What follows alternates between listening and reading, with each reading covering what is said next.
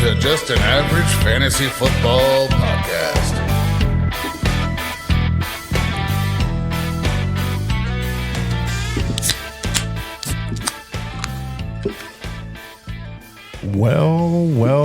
Welcome into Just an Average Injury-Prone Fantasy Football Podcast. I guess prone, yeah.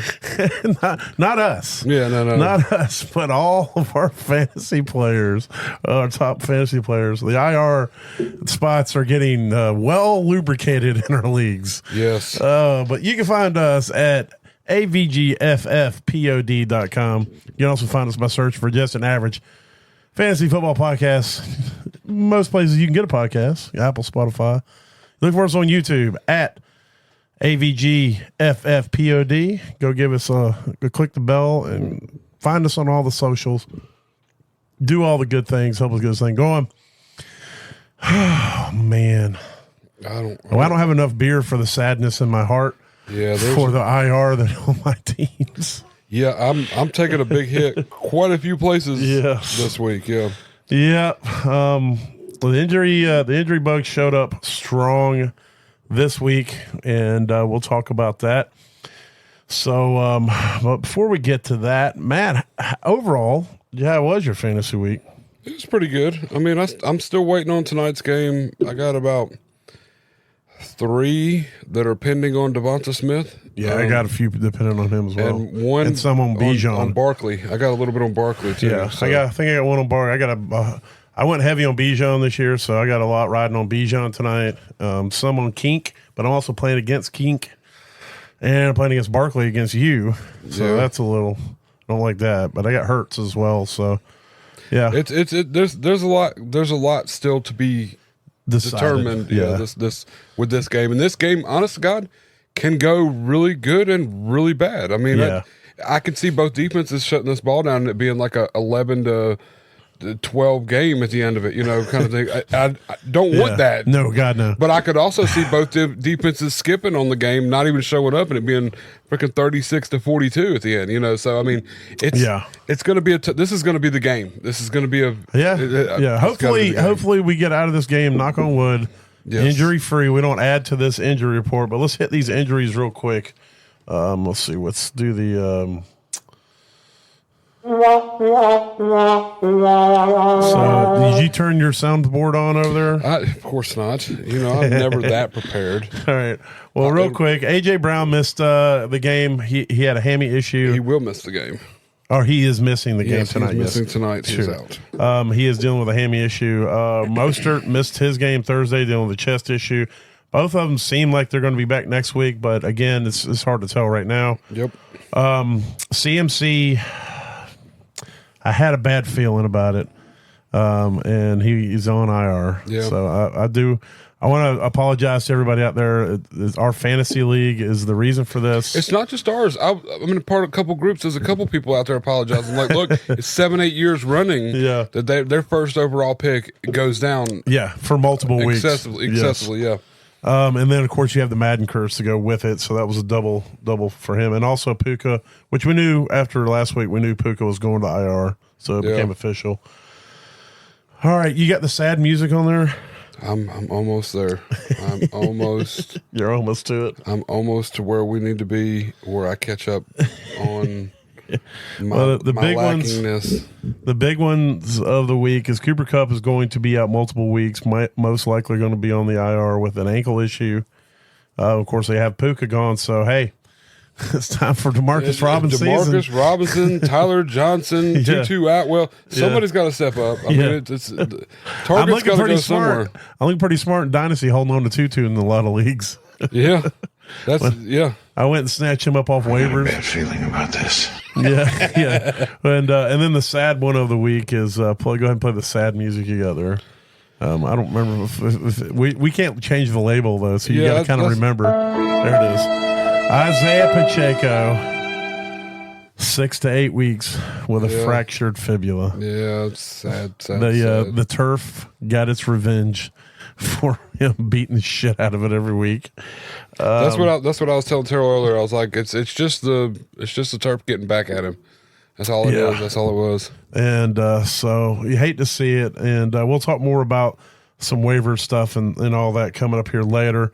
Evan Ingram, he popped up on right and during pregame warmups. Pregame, yeah, man. And so a lot of people missed out on benching him. Him and Keenan Allen seem to be stuck in a lot of people's rosters this week because they were late. But Evan Ingram was real late. I think it was like 30 minutes before game. I was literally doing I sell stuff online, lives and stuff like that. But I was in the middle of it, and I couldn't just stop selling to. Yeah. I thought I had all my lineup You're set. going to have to get another phone. I'm going to have to do something and I'm going to have my or get a tablet, my personal phone and my fantasy football phone. That's what's going to have to happen. It's online and everything. I'm going to create some good news about the injuries. It seems like Amon-Ra is going to be fine. He had a lower leg issue, and it's being reported as minor.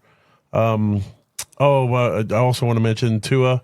If you saw that, if you watched that was not. I think that was the Thursday night game, and that was not fun to see him get another concussion and lock out his arms again, and you see that happen on the field. They've come out and said he's not retiring, but he's also getting a lot of information right now and seeing a lot of specialists and talking to a lot of people. So those sentiments could change. He's got a life. I mean, he's got a family. He's got He's also got fat stacks. So this it's one of those things of. I know like money isn't everything. I get that. I would never sit here and say, take the money. But when you just signed that contract and you look at that as like your family, your children's children, if things are right, are going to be set. Yeah. Just based off of that one contract. That's a hard thing to just turn around and walk away from unless you're told definitively. If you continue to do this, if this happens again, then you could be a vegetable or something drastic like that, then maybe. But, if the word from the specialist is, well, it's not going to get any worse than it already is. Like it's already set in stone, whatever's going to happen is happen. But the other side of the coin is there's so much that's unknown about CTE, about concussions, and what the true long-term effects of them are that he's going to have 3 or 4 different people telling him 3 or 4 different things in regards to that. Not all, but it's going to be a lot of speculation, a lot built on their studies. And so he can eventually find. He could probably different, and we can probably eventually find a doctor to say what he wants to hear too. Yeah, and that's never the right way. No, and not ever. But I mean, it's he got paid. He got paid fast tax. I'm sure his guarantee would probably enough to set his immediate family, and he can go into something that even if it's coaching or commentating, he's very affable, he's very nice, he's very well spoken, he's all those things. Like he could easily be on a pregame show, before the season's out if he wanted to, and if he could also become a spokesman for concussion and head injuries and things like that. He could parlay that into something as well if he wanted to, but. He didn't get to where he was without wanting to play the game as well. So I don't know. Oh, yeah. There's a lot of people out there who are telling him what he should do, without getting the information that he has. Yeah, that he needs. I obviously, I would just simply put it this way: if he was my child, I would want him to stop. Yeah, I'll be like, I don't care if we live under an overpass. I want you to stop playing football. Yeah. But what if you were his wife? I would tell him the same thing. I would say, I want you to stop. Like, look, if I was anybody that cared, if you got to really consider yourself here. I would say stop. I don't want. There's nothing that you are going to do out there on that field that is going to overcome you being ended up like Junior Seau or ended up like some of these guys later in life or having Alzheimer's. They say a lot of Alzheimer's is attached to this and dementia and things like that. So, I don't know. It's a very scary thing. It's a very and it's the ugly truth about football. We all go out there, we watch it, we have a good time, we cheer and all that. But the ugly truth about football is it's been fucking people up for years. Oh yeah, and it's going to keep fucking people up.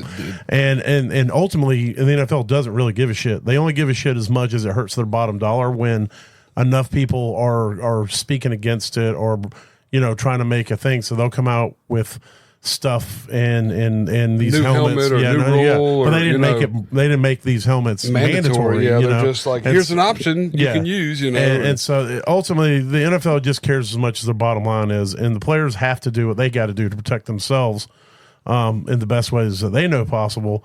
And it's also the reason why, again, we'll go back to a rant that I had, I think either last week or the week before, about how much these players are getting paid.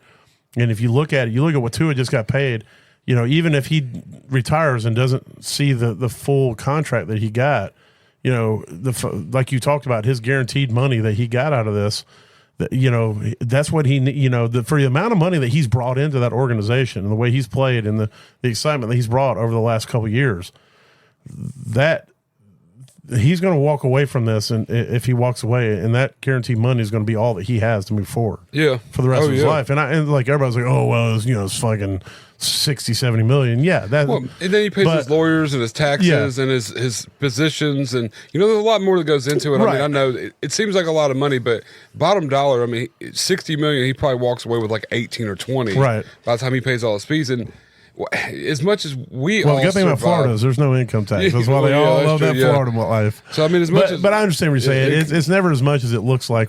And these guys live in a whole different tax bracket. It's not like this guy's driving a freaking Corolla to work. Exactly. And so I just I feel for him. I feel for his family, and I hope that when it gets right down to it, he makes the best decision for himself and his future. Yeah. Whatever that decision is based off the information that he gets. But I'm not going to sit here and act like I know what he should do. I can only say what I would, based off the information that I have, I would want him to walk away. But again, if a doctor is going to come out there and just be like, well, there's no proof that says whether you have 3 or 5 is any different. You know what I'm saying? So I don't know. If it's he's already had 3 and 5. So yeah. 3 documented. Well, God can only imagine how many undocumented. Exactly what's come from that. So we have to monitor that. Well, health is first and foremost. So hopefully he's doing well, and he's at least knowledgeable enough and can understand the situation enough to put pen to paper to figure it out and do the right thing for himself. Back to the news. Jake Ferguson and Jordan Addison are both expecting to play in week 3. So we'll monitor that. Justin Jefferson had a bit of scare at the end of his game, but he's come out and said it's not a big deal. And the team said he's day-to-day, but he felt pretty good about it. He said he's playing next week.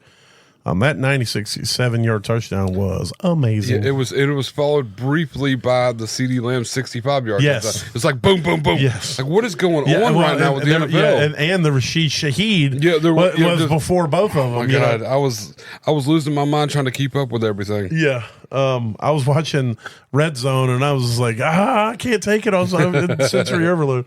Let's see. Excuse me. T. Higgins hoping to get back out there and play for week 3.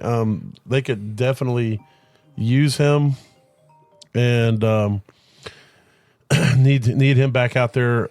Let's see. Kareem Hunt's visiting the Chiefs, so that's some interesting news there. And of course, that's based off the fact that Pacheco went down. Let me get back to these injuries real quick. I just realized I went to the wrong column. Let's see. Herbert. At the end of the game, they did an X-ray on his right leg. Then X-ray came back negative, so definitely to monitor that. He went back out there after he hurt his leg in the game, so I expect him to be out there next week. But the way injuries have been going this week, where we get news is like, oh yeah, it's not that big a deal, and then all of a sudden the guy's on IR. Yeah, so I don't trust anything I hear until I see that the injury report's released by the team. Njoku's hopeful will be back out there for week 3. Tajay Spears twisted his ankle, but the team came out and said that it seems to be a minor injury. Taysom Hill avoided a major injury. He actually had to go to the hospital, but he was released. It was an injury to the chest. So I have to keep an eye on that. Just before the podcast, right before we're getting ready to go on, Debo is going to miss a few weeks with a calf strain. So the 49ers they're a mash unit right now. The 49ers and the Rams both dealing with some some big name peeps missing multiple weeks. Joe Mixon, we still haven't got any actual word on how bad that is. They're still evaluating, so we'll hope to hear about that. He came back in the game and tried to play a snap or two, and he couldn't put the pressure down. So that's why Cam Akers ended up having to finish it out. But. Which I forgot Cam Akers was there. But how bad is Damian Pierce that Cam Akers went down there? He was a scratch before the game, so he couldn't. Yeah, they had Akers out there as the backup. So. Gotcha. All right, so we're talking about T. Higgins. Hopefully, play Kareem Hunt visiting the Chiefs.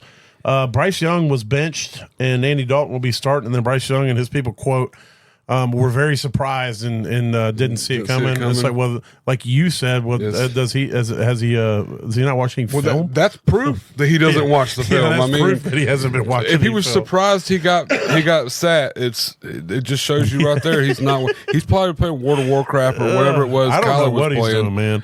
I can tell you what he's not doing. He's not throwing the ball downfield. No, he has thrown the ball. I think under 3 times downfield the entire season. 10 yards air yards downfield. He is abysmal. He is not an NFL quarterback. I did have to call somebody out today because they posted how trash the Panthers were and said something about they haven't scored a touchdown this year. And I'm like, dude, Bryce ran one in last week. It's the only touchdown they've scored. And yes, they're trash. I'm not saying they're not. Oh, I'm just saying that if you're going to use the facts, at least, David Tepper has successfully transformed the Carolina Panthers into the laughingstock of the NFL in 5 or 6 very short years of his ownership. When he took over, the Jets were the laughing stock. So yeah, it's kind of like become the Jets, and they've become the Jets. Yes. Yeah, and since then he's hired nothing but shitty coaches. Yeah, he has meddled in the signings. He has had his wife out interviewing possible draft picks and free agents. He had her go and get certified through the NFL so she could be part of the scouting department. That sounds interesting. Yeah, he reports is that Frank Reich and all them wanted C.J. Stroud, and he insisted. He put his foot down and said they were taking Bryce Young. And that's just the tip of the iceberg. I mean, this dude he's a very rich man. He made a ton of money in hedge funds and stuff like that, but he is a fucking clown when it comes to owning a football team. It sounds that way. He's turning the Panthers into a fucking clown show. Y'all gonna get y'all's first passing touchdown this week from Andy Dalton. I just want Andy Dalton to throw the ball like at least to 11 yards down. Well, it's going to be like a 35-yard touchdown to Leggett. It's going to be nice. Yeah, and it's going to be the only completion of the game. But I'm just sad that they've put Andy Dalton in and Andy Dalton is probably going to get us like the 5th pick of the draft instead of leaving Bryce in to get us the 1st pick of the draft. Yeah, that's true too. But we'll see how that goes. And then Miami, I expected Ryan Tannehill to get a shot in Miami. Maybe he still does. Maybe they talk to him. But Tyler Huntley was picked up off of the Ravens practice squad. Miami did sign him, and that's very interesting because Huntley has started quite a few games for Baltimore when Lamar was down, and he's not like obviously the greatest quarterbacks ever walked, but he's not terrible. So he's a backup. He's a serviceable backup. He's a serviceable backup, and I think he's going to. I don't know if he'll start next week, depending on how familiar he already is with this system. Yeah, but I expect unless Skylar what's-his-face goes out next, Thompson goes out next week and somehow shows something more than. It had to be way more than what he showed coming in there after too. Yeah. It was ugly. He's never been good anytime he's been on the field. But no. So I expect Skylar to start one more week unless Tyler Huntley. I mean, we did see Baker show up in L.A. for the Rams on a Monday and play a Thursday night game and win it. Yeah, exactly. And so, I mean, Huntley could be out there next week. We'll see how that goes. But yeah, so there it is. There's the news. Unless there's some other injuries in the news and stuff, I'm sure there's something that's been missed. There's something I know. It's definitely something out there that we're not. You're never going to be prepared for it all. I mean, it was a pretty bad week, definitely for injuries. All right, well, let's roll into a very cathartic session of Fuck That Guy. All right, I'm going to go ahead and kick this thing off. I'm going to go with I'm just gonna throw all the quarterbacks I have out there. I've got 1, 2, 3, 4, 5, 6, 7 quarterbacks I have here on the list. Matthew Stafford put up 6.6 fantasy points. Caleb Williams put up 9.4 fantasy points. Jared Goff put up a whopping 10.8 fantasy points at home against a team with a weak secondary. Justin Herbert against the worst team in the NFL put up 12, but again, he really didn't have to do a lot. Anthony Richardson put up 12.9 fantasy points. Dak Prescott had a bad week at 14.9 in a game where he was playing behind and needed to pass, and yet he still only put up 14.9. And Patrick Mahomes is continuing his trek from last year where he wins games, but he does not do good at fantasy with 14.9 fantasy points. Yes. And that was a sneaky win, too. That was very sneaky last week. Let's just pause right there. All right, I get it. I'm not saying the refs have never helped the Chiefs. I'm not saying that there's never been questionable calls at the end of games to help them win. But the one at the end of yesterday's game was not one of those. That dude was on the back of the receiver a full half second before the ball got there. It was an absolute pass interference call. It was actually the right call by the refs. If you don't want to get a pass interference call, don't jump on the receiver's back a half second before the ball gets there. They almost lost the game due to their own fuck-ups that the refs called and moved them back 15 yards just before that penalty. So, I mean, they were getting beat by themselves on penalties in the last seconds of the game. So, the Bengals beat themselves with that penalty. Absolutely. That's all it was. I mean, like you said, I've seen these questionable calls against the Chiefs or not against the Chiefs, but there was nothing 100%. In this game except the Bengals beat themselves on defense, beat the game. So. And so anyway, I just want to say to Matthew Stafford, Caleb Williams, Jared Goff, Justin Herbert, Anthony Richardson, Dak Prescott, Patrick Mahomes on the behalf of all the fantasy managers out there who had shares of these guys, we just want to lift up a hearty fuck those guys. And I guess I'm going to go with all the quarterbacks I have on my list, too. I have Josh Allen. Now, now this hinges a lot on the fact that Miami came out there and just decided to lay down on the field the whole time, or that's what Tua did, or whatever the whole game worked out. Why take a shot at Tua? He didn't lay down. He was fighting for a first down. He was probably trying his best to get out of the game. He saw what was going on. God almighty, calm down. The Bills were just roughing it up all the way around. They were so far ahead. Josh Allen didn't even have to do anything. Oh yeah, Miami did. Miami looked like straight trash can. They did the whole game. They took. I guess Raheem Mostert needs to be out there for them to look like a good team. He doesn't have to play. He just needs to be out there. Throw in those two receivers in that game. Well, just throw them since they're on your list too. We could throw in the two receivers in that game. Which ones do I got there? You got the two. I know. I got one of them. Tyreek Hill put up 5.1, and Jalen Waddle. He put up 6.5. I'm sorry, I didn't write either one of them down. My bad. That's still good. But we could also throw in Keon Coleman, who, even though as a rookie, only had one target but got 0 points, which wasn't terrible. I didn't put any rookies that did bad. I know. But just it falls play part of it. You know, I mean, Josh Allen, I did put Caleb Williams on there.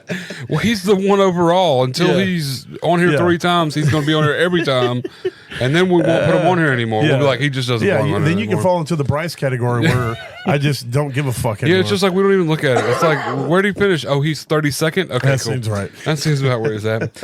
But yeah, it's a Josh Allen, Tyreek Hill, and Jalen Waddle. Yeah. Fuck those guys. All right, you got go ahead and give me another. I'm going to throw a couple wide receivers out here. Let's go Amari Cooper, Tank Dell, Michael Pittman, George Pickens, Jamar Chase. All of y'all. Yeah. Every one of y'all. These are all top round guys that we kind of counted on, put a lot of faith into. Yep. I mean, some of you might be in first round. I mean, we drafted Chase in the first round. Chase has been doo-doo brown for 2 weeks. George Pickens had a good week last week, and he gets the targets, but it's I don't know. He's got the targets aren't that good. Targets. They're not that good. Yeah. And then Michael Pittman's in a similar boat. I mean, I think Anthony Richardson threw 34 times for 17 completions. Yeah, that's what we saw. Very accurate. That's what we said when he coming into this. He's not going to be a pocket passer, but he should still be good for fantasy. He's not going to be a passer. Yeah, but he wasn't even good for fantasy this week. No. So, but to these wide receivers, I mean, I hate it, but fuck those guys. All right. Well, I got a couple tight ends I want to throw at you. One who's making a habit, way too much of a habit to be on this list. I'm slowly giving up hope on him, and his name is Travis Kelce. Yeah. I got a call today asking if they should be worried about Travis Kelce. Yes. I told him you need to figure out your other options. At the minimum. Well, there's a lot of things going on. Number one, the Chiefs they don't have to. They're not. They've got other options. Yeah. Now maybe with Pacheco going down, and who knows, but Rashee Rice is now the favorite target of Patrick Mahomes, and Kelce is just more of a diversion. Teams are stacking him. He doesn't have that burst that he's always had to be able to get away and stuff like that. So I don't know. I still expect them to be good games, but I don't expect Kelsey to be the Kelsey of late. Yeah, I don't expect him to be the guy that you can depend on to be a top 5 tight end. Yeah. And so, but and then the other one is Dalton Kincaid. He was better this week than he was last week, but he's still not the number one guy in that offense right now. I think it's probably Shakir is the number one guy in that offense. Yeah. Yeah, Dalton Kincaid, we had big expectations out of. He had 5.3 yesterday. So, hopefully it's a sign of things to come, because last week he had 0, I think. Yeah. And this week he's got 5.3. He had 1.3. He had one reception, I think, last week. And so maybe next week it'll pick it up.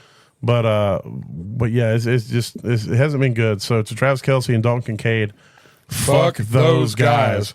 Well, I only really had one tight end on my list, so I'm going to couple it up with a couple other receivers. I had 2 tight ends. I'll talk about both of these. Sam Laporta. I understand Jared Goff kind of shit the bed, but I mean, Amon-Ra had 115 yards before the first half. I mean, if there was any time that you were going to be able to get open, you could have got some of that. Yeah, a little bit of that. Jared Goff was doo-doo Browntown. So. Yeah, that's what I'm saying. I mean, Amon-Ra still got a whole shit ton of targets. Jamison Williams caught a 50-yard bomb. I mean, there was still something going on around. Williams things. Yes, definitely on board with that. Christian Kirk. I know before we started this, you said he didn't really rate being on Fuck That Guy, but this dude's the number 1 receiver for a team, and he got 0.9 points. Like, if he'd have got 4 points, I'd have been like, whatever, that's kind of what it is. But this is 0.9. Now, I do know he did get pass interference called on a touchdown pass he should have caught, but the defender kind of wrapped him up and it brought him down to the end zone, which they still didn't score. So it didn't really matter for the team, but it sucks to throw somebody in your starting lineup in a flex spot and get you 0.9 points. Yeah. I'd almost rather have 0. It's 2 weeks in a row. This is very bad. Yeah, that whole offense is trash right now. And then speaking of trash offense, Cortland Sutton, and I think this plays heavily on Bo Nix. He ain't ready. I put it that way. He's a little wet behind the ears, and but I mean, it's still Sean Payton. He is not this fucking mastermind that we all think he is either. Yeah. I mean, that's true. This dude fucking kicked it away at the end of the game with 1:34 and only 1 timeout, and gets the ball back with 9 seconds left. Yeah, it just like, what kind of idiot does that? I mean, I get it. The onside kicks haven't been working, but it's your only shot, dude. Yeah, exactly. But yeah, I don't want to go off on a tangent on that clown. But and then my other tight end, and this is, I guess it's not really more. It's not you. It's just because a lot of us got stuck with having to play you on our roster because of the late injury report and being ruled out. I would have much rather them not put you out and just I got 0 points out of you and had to figure out why after the game. But Evan Ingram, it's not your fault. I know you got injured and they come out and said, it's the situation. The whole situation, it just needs to be brought to light. And fuck the situation, I guess, would be what I need to say. But Laporta, Kirk, Sutton, and Ingram, Astrich, fuck those guys. I want to throw in the tight end pile too. Hunter Henry. What the actual fuck is going on? I've got a good follow for this too, so that works out really good. Because here's the deal, man. Like I needed a tight end because of Evan Ingram, and I went and like looked on the rosters and like Noah Fant and blah blah blah and Hunter Henry and Juwan Johnson, all these fucking like hopefully tight ends, and I went and picked Noah Fant, who didn't kill me. He wasn't horrendous. I mean, I think he got like 6 points or something. But I'm sitting here watching fucking Hunter Henry go absolute nuclear, getting every pass thrown to him. Demario Douglas ain't getting shit. None of the other guys are getting shit, but hey, we're going to give Hunter Henry every pass. So I don't know if it's to Brissett. I don't know who it's to.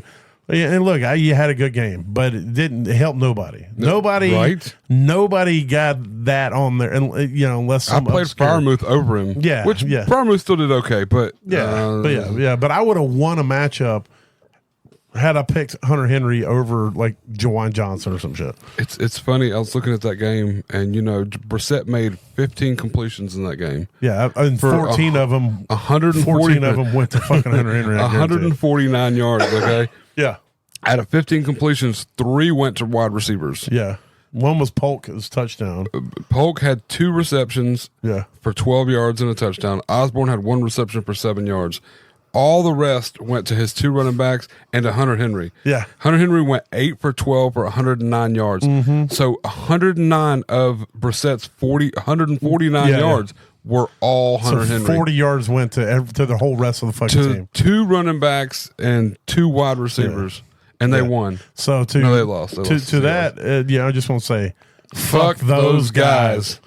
I got another one that's similar to that situation. JSN.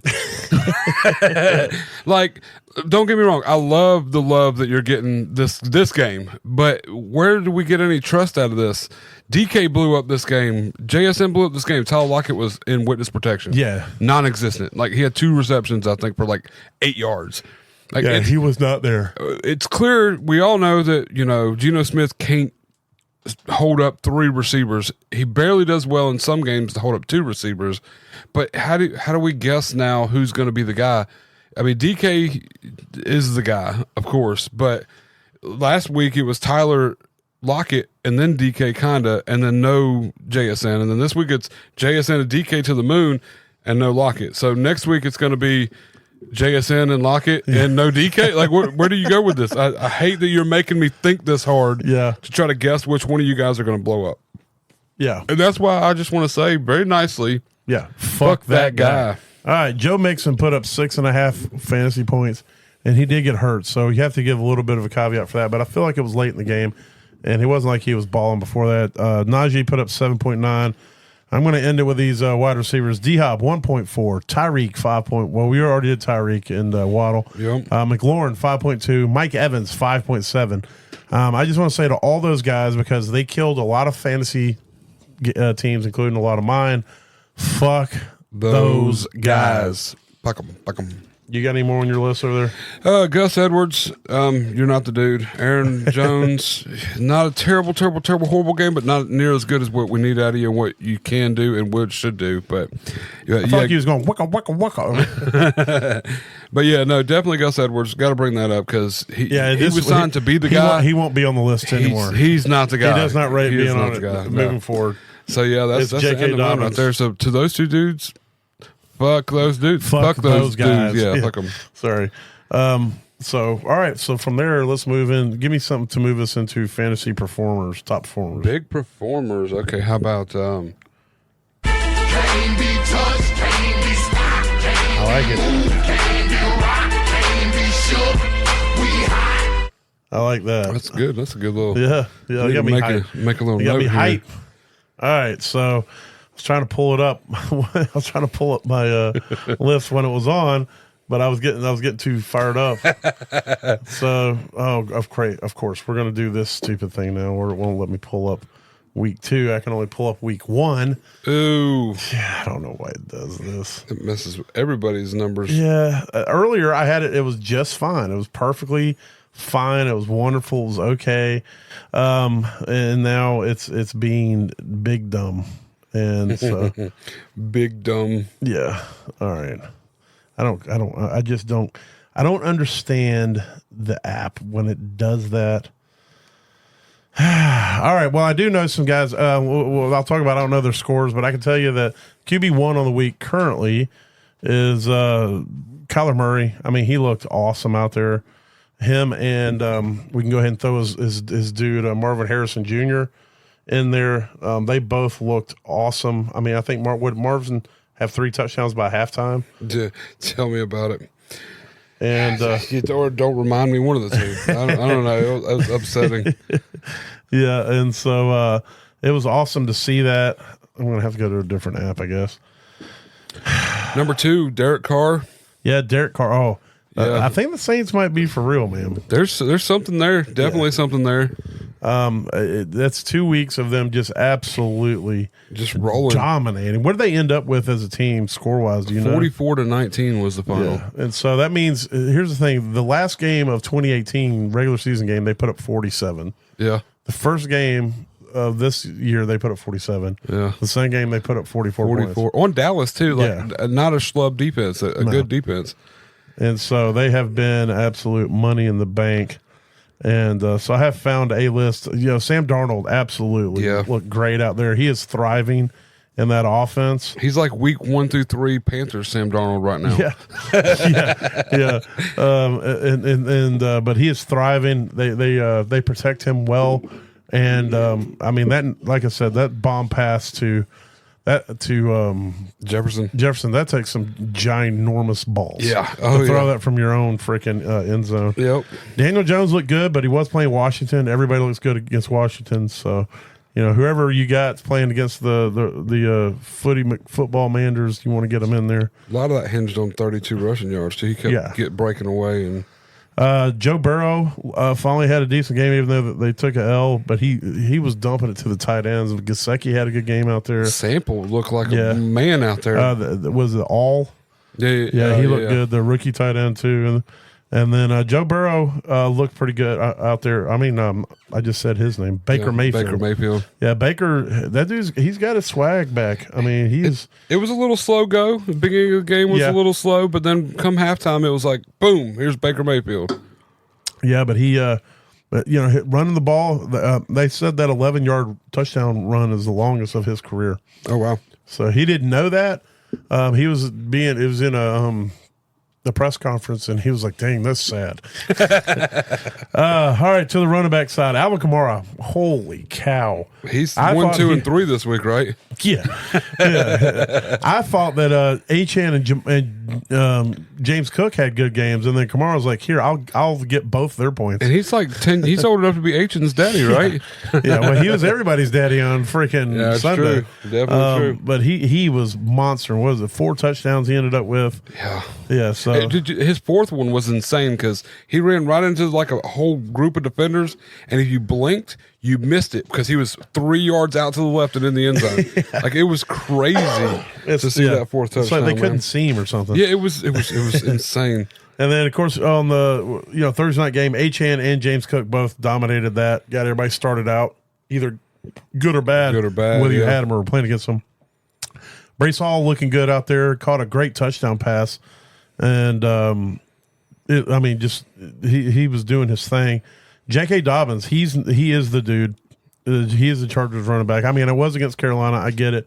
But he has solidified himself as the number one back there. And he's a real story. What the injuries that he's gone through to be able to come back and still play the way he's playing, they're going to be – if he stays healthy, knock on wood, if he can go out there and complete – and play and have a reasonable good career after this, there's going to be a movie about him one day. Well, that and I mean he's the first Chargers running back since Melvin Gordon to have back-to-back 100 plus rushing games. Yeah. That's something to be said because we all had high hopes. I mean, we all been on the Eckler train. Yeah, but it's all been based on pass catching. Mostly on pass catching. This guy's running like running all over people, man. James Conner is the guy, and he's still the guy. He just had a great week. Braylon Allen, we'll talk more about him in a minute, but he looked good out there, and it's like the Jets running backs were just eating against Tennessee. They were just eating.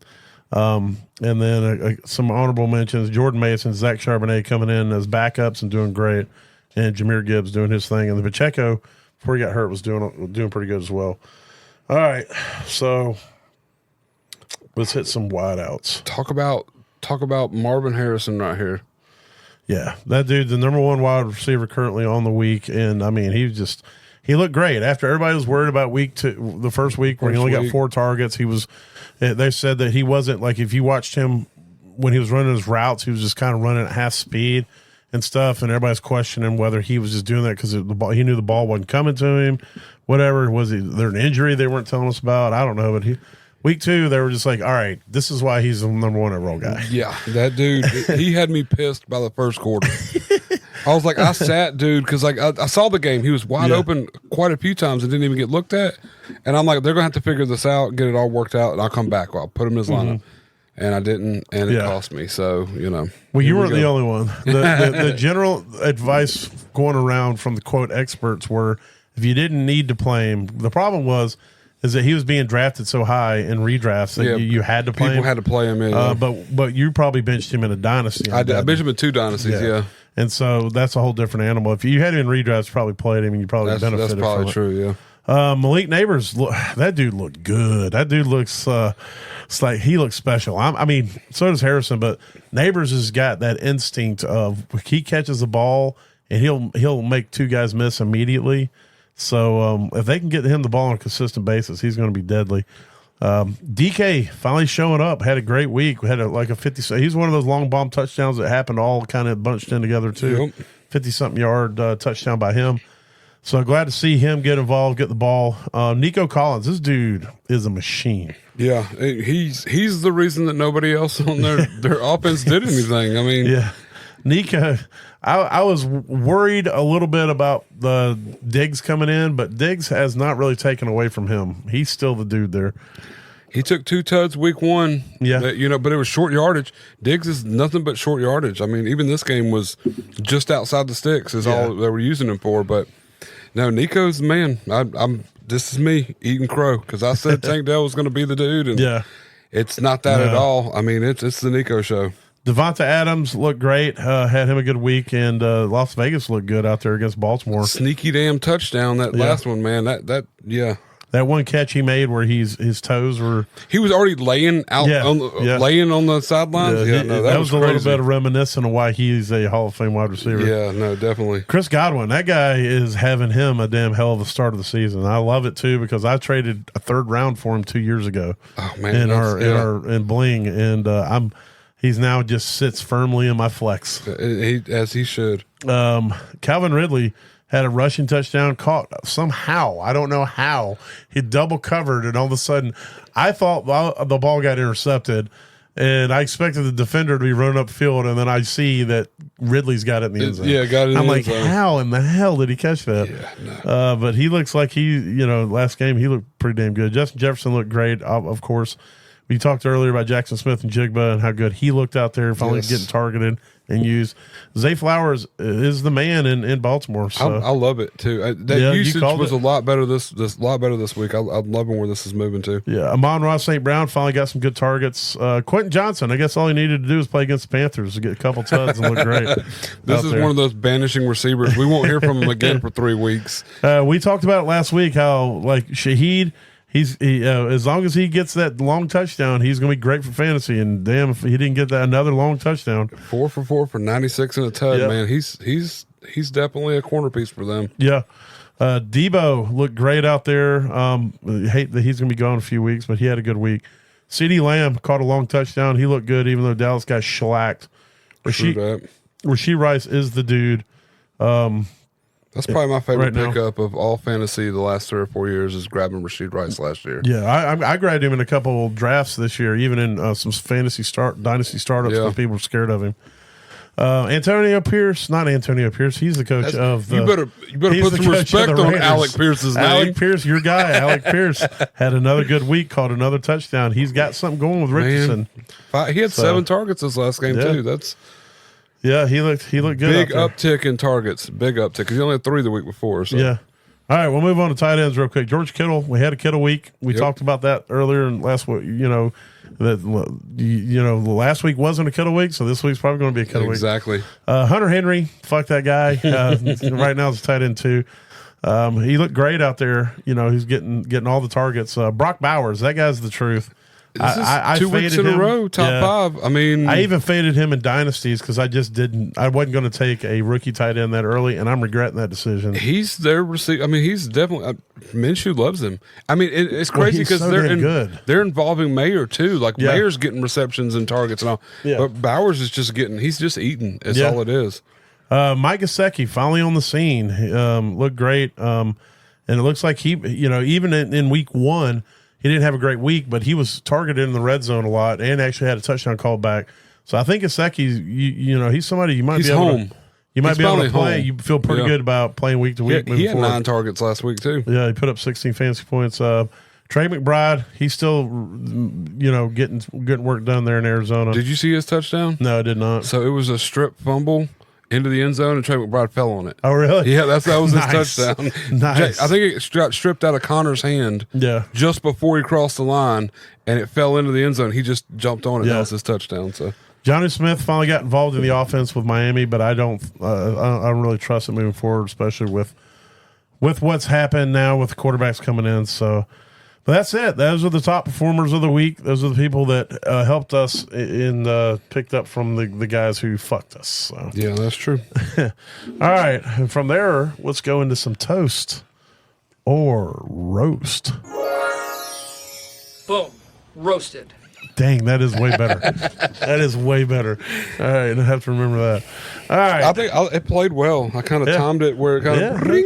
Yeah, it's like Boom, it's almost like roasted. we plan this shit and we actually don't plan nothing. Not even a little bit. I mean, we do have an outline that we try to stick to, but we still. He has an outline. All right. I write some shit down and then talk shit the rest of the time. So I'll kick it off with my don'ts. I feel pretty good about it, even though I got Darnold wrong. I will look. See, I hedged my bets though, because last week I said I'd feel okay about playing Darnold, and then you literally said, 10 minutes later I said don't. I'm not playing Darnold. Yeah. So look, if as long as you have that, that's how you're just average. You call both sides of the coin, you're always right. That's true. You can't be wrong if you're always wrong and right. But I did say stay away from D-Hop. I just don't trust that offense. I don't trust the Levi man, and that showed to be true. 1.4 fantasy points, and then I said stay away from Zeke because New Orleans shuts the run down, and damn, do they ever. They do it two ways now. They shut it down with defense, and then they shut it down by getting so far ahead of you that you have to pass the whole game. You have to throw the whole fucking game, yeah. Yeah, but Zeke didn't even get much work in the passing game. He only put up 4.2 fantasy points. So I'll take two. Nope, that's the wrong one. Thank you. Yes. Thank you. That's right. That's right. I got two of them right. Yep. Mm-hmm. And then one bad. Yeah. Yeah. Still good odds, though. Yeah. How'd your bottoms do? So I said, go ahead and grab Justice Hill. He was owned in 13% of leagues. He got you 4.2 and a half point, 5.2 and a full point PPR. He didn't kill you, but if you needed to grab somebody, it's a bottom. You got him. Yeah. And I think if you've already got him, it's going to be more beneficial depending on game script. They played a little bit from behind. They ended up actually losing. I mean, who would expect the Ravens to be 0-2 right now? You know? Yeah. I talked them up. I still think there's still a good shot. I still think that if that offense gets things, that O-line gets things sorted, they're going to be fucking nasty. So I think if you've already got Justice Hill, you got him from last weekend. You're going to hold him. You're going to love it. It's going to work out for you. His usage is there. So yeah. And then I said Devon Bell, which he didn't have an injury designation until so the day before, but he was out for a rib injury. So I don't know. I think he popped up out of nowhere to me too, because I was just like, I had to go through and take him out of some of my I did too. I had him in my flex dynasties. spot in one of my leagues. So, but yeah, so it's one of those where oopsie poopsie. You know, hopefully there was somebody else out there you could have grabbed. Whoopsie, oopsie poopsie whoopsie. Yeah, no, I was thinking about that. Never mind. Oh, that obscure. It's an obscure reference. Anyway, go ahead. And then I said Kobe Parkinson. Which he didn't do very good. He was amazing blocking. I wish he got points for blocking because he helped out with one of their touchdowns. Like seriously, but I'm going to go ahead and give you this for Colby Parkinson. Yeah, 1.7 points. It was not very good. It definitely didn't work out. But, another one that, could work out this week, now they don't have anybody else to throw to, Kobe Parkinson might be a target that gets looked at since Cooper Kupp's out and Puka Nakua's out. I don't know, Is that going to be another? Is he going to be one of the first to be on the Baker's bottoms 2 weeks in a row? No, I probably won't put him on. I do feel like there could be an uptick here, but an honorary Baker's bottom. I don't think it's going to be like, I'm not going to be like, go get, if you've already got him and you can hold him. Yes. See, but that's listen, that's also another strategy in the fantasy prognosticating world. If you call them every week, if you say eventually, this is the week, like if I started the season like week 1 and I'm like get Hunter Henry, and then week 1 he was doo-doo, and then I'm like come out week 2 and I'm like get Hunter Henry this week. This is the week to get. Then I can go like, see, I fucking told you. And the good part about that is once he has a good week, you just go, you don't need him anymore. Yeah, well, I'm never going to call him out again. Exactly. I'm never going to be like go play Hunter Henry. This is going to be another Hunter Henry week. Actually, I'm going to lie because I'm about to talk about him again in a second. So, all right, well. But yes, definitely. I got one good one, Justice Hill, and it could work out long term. And then an injury and not so good, but even still. Man, I felt like there were more energetic for yours. They were for mine. Most of them were standing on their chairs too. Yeah, that was crazy. That seemed like there was a whole. One guy was like, "Yeah." It's really far to come up from the bottom, and they got to let everybody know that when you're at Baker's bottom, you got to scream it from the rooftops. All right. Well, how'd your smashes do? Hit or miss. So I smashed Justin Herbert. He got 15 fantasy points. It was it's like 15. According to where I saw it was. No, well, I mean, in it was more like 12 on the Fantasy Pros. Oh, well, I don't whatever know league you had him in, maybe it's 15. Yeah, I just looked in my half point or my. I'm in my full point PPR league, but I just looked in my most basic league. So he may have had a 40-yard touchdown pass with 3 point points. Well, he didn't. Either way, he didn't murder you, but he definitely wasn't a smash. He wasn't a smash. He was not a smash. I said Brian Robinson got you 14.6 points. Okay, yeah, that's definitely a smash. That was a smash. Again, mediocre. Garrett Wilson, 10.2 points. That's a full point, I'm sure. So probably like 2 points less than that. I think he had 4 receptions. So, and then Sam Laporta didn't do shit. So, I mean, really, I got one smash kind of worked out. The rest were middle of the road or lower. Yeah. So. All right. Well, I hit on 2 of mine. One of them was playing tonight, and then my other one was trash. Baker Mayfield got you 19.8. Sweet. Yeah, in some leagues it would have been higher, but that's just what the Fantasy Pros got him at. And then Kyron Williams, I'm not gonna play the applause for it because it was a garbage time touchdown. He was trash for most of the game, but he did get you 11.2. So he wasn't exactly a smash, but he damn sure didn't hurt you. Yeah. And then I got and then Kelsey. Oh. Can this be prolonged for eternity? Come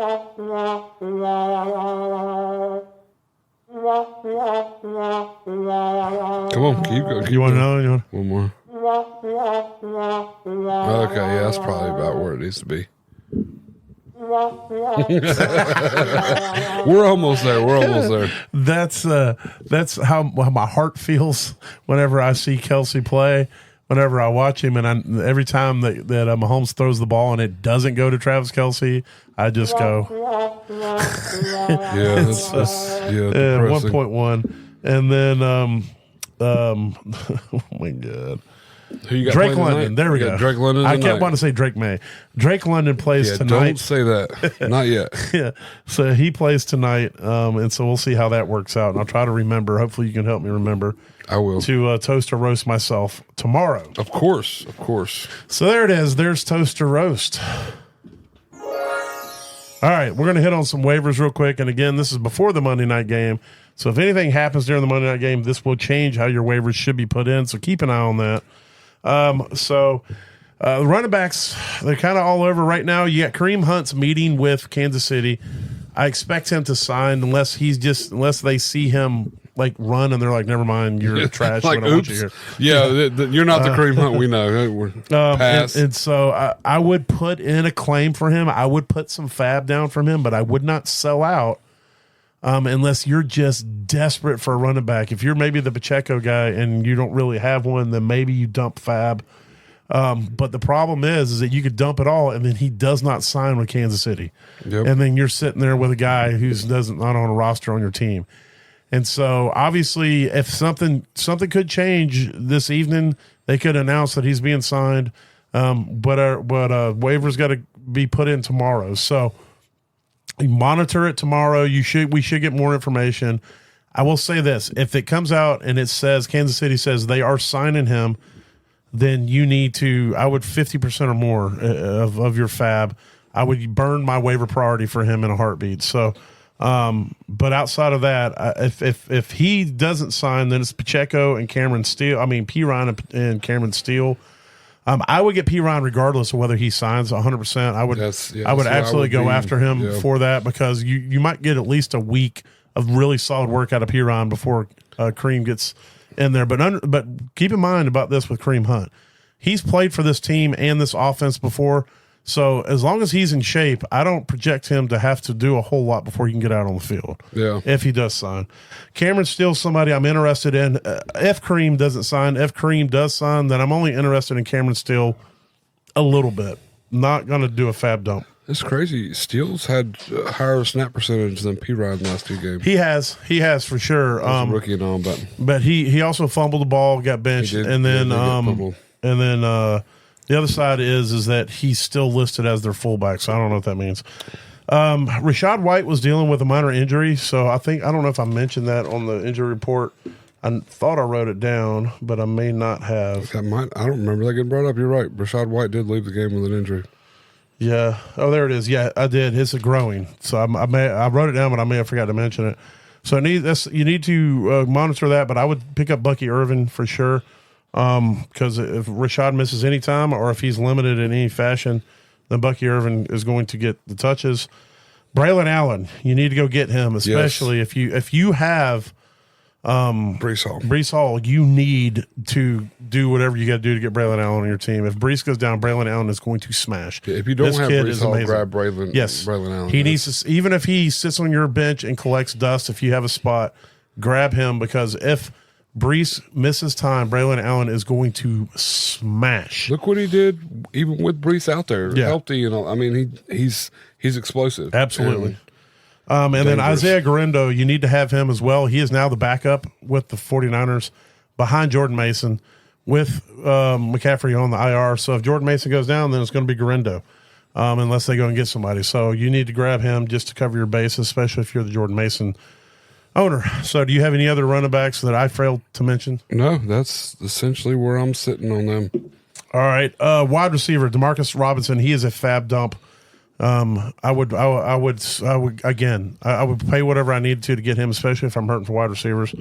Tyler Johnson's also somebody you're going to need to grab, and Tutu Atwell. All 3 of those guys need to be rostered. Because that's all 3 receivers I got right now. I mean, that's the 3 starting guys essentially. And then Alec Pierce is the other one that I have. Alec Pierce seems to be a favorite target of oh my God. Robinson? No. Come on, you can do it. I can do it. Hold on, I can get there. It's close. It is a son. It is a son. Richardson. There you go. There we go. There it is. Yes, I did it. So Alec Pierce seems to be a favorite Tarky? Did I? What the hell? Oh man! Oh my God! So close. Target of Anthony Richardson. There he is. There All right. it is. So he's somebody that needs to also be rostered. He has big play potential as well. Any other wide receivers? Yes. Elijah Moore for the Browns. He's averaging 6 targets a game. Last week he got 6 of his 8 targets, and he's playing over 80% of the snaps both times. This is a good flex option that most people, I mean, he's only owned in like 5% of leagues, and he's put up 8, 9, 10 points. I know it's a shit offense, but he's getting 6, 8 targets. One of them turns into a touchdown. Boom. You're looking at a guy putting up 15 points a week. Yep. So, I mean, this is somebody you don't want to sleep on, I don't think. And another one that I was looking at, I just want to have his numbers up, but Josh Reynolds. Yep. With Denver. This is a guy that's increasingly getting more playing time, and he got 8 targets week 1, 6 targets last week. I mean, they are Bo Nix targets, but they're still decent targets. Yeah. He averaged 18 yards a catch last week. He put up 13.5 fantasy points. So This is 2 receivers nobody's looking at, and you could easily pick up and throw one. They're almost Becker's bottoms. Okay. All right. Who is your quarterback streamer of the week? Sam Darnold. Owned in 20% of leagues, and he's done it 2 weeks in a row. Get on the 3rd week because he's only ever done it 3 weeks in a row. Who are they playing this week? They are playing. It was an easy matchup too. That was another reason I played part of this. But Darnold, they are playing. Well, they played San Francisco this week. Yeah. I was just curious. Houston. You're going to want to grab it.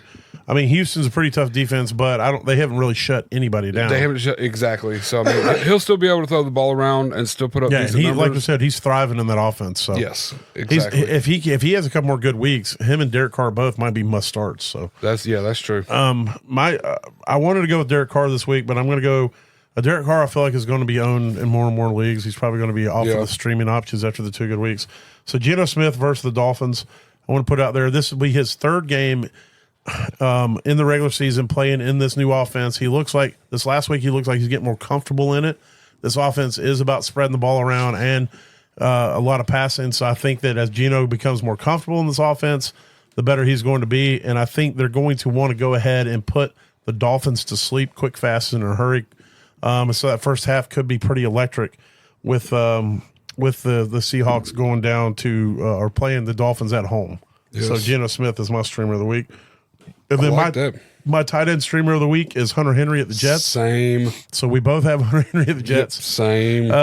The Jets have very few weaknesses on defense, but it seems to be that it's usually tight end, and it seems like that's where Brissett wants to throw the ball. So yeah, if he gets 10 targets against the Jets, that 109 is going to be 179. Yeah. So yeah, and a touchdown.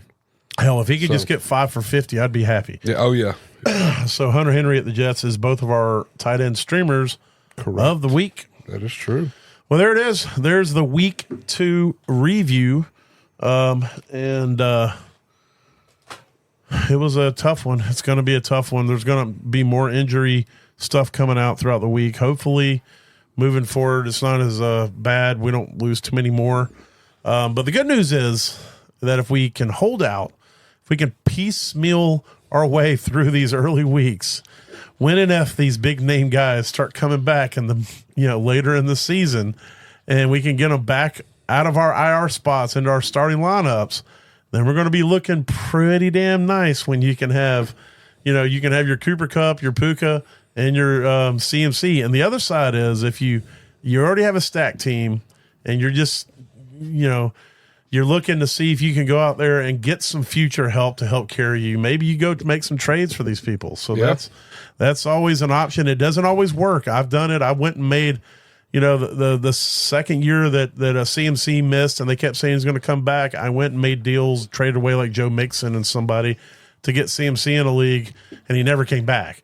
And so it's always a risk. But if you get somebody like CMC or somebody like Cooper Kupp or Puka to come back and then they dominate, then it's money well spent.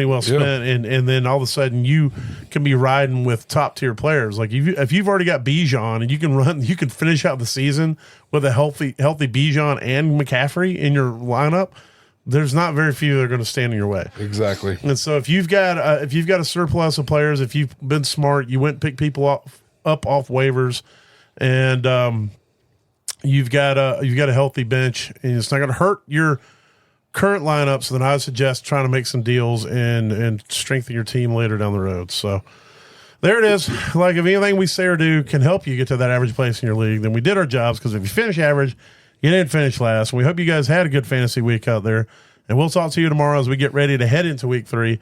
And we'll have more information on a lot of these injuries and maybe the Kareem Hunt stuff when we get back on there tomorrow. So y'all be good out there. Later. Holla.